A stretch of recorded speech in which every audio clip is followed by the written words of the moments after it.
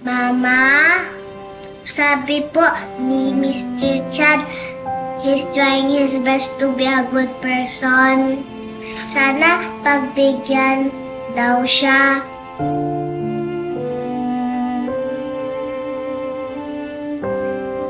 Kanino naman siya hihingi ng chance?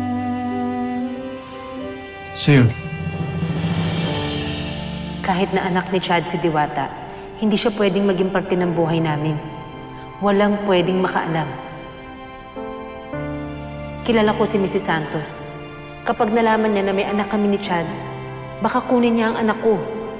Hindi ko kakayanin. Chad, pwede ba tayo mag-usap? Oo naman.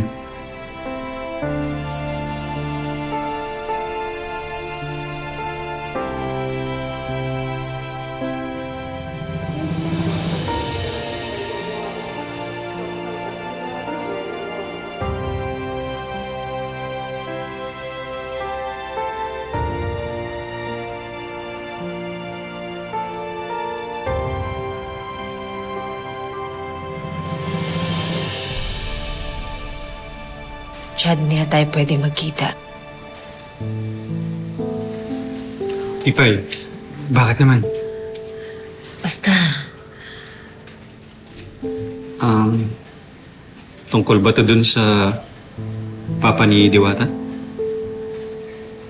oo. Kahit nasa abroad siya. Kung kailangan kong magsinungaling, gagawin ko.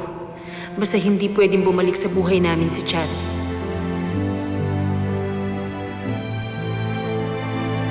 Okay. I understand.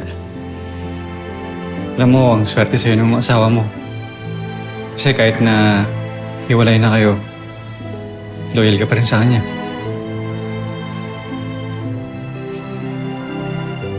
Di tulad ng ginawa ko sa'yo noon.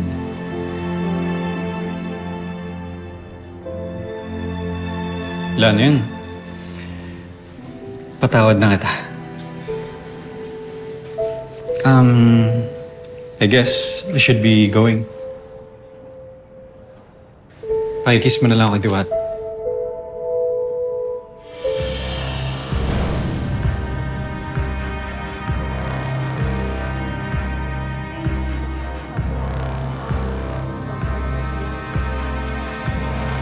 Kasalanang dadaling ko sa aking konsensya na hindi ko pwedeng ipakilala si Diwata sa sarili niyang ama.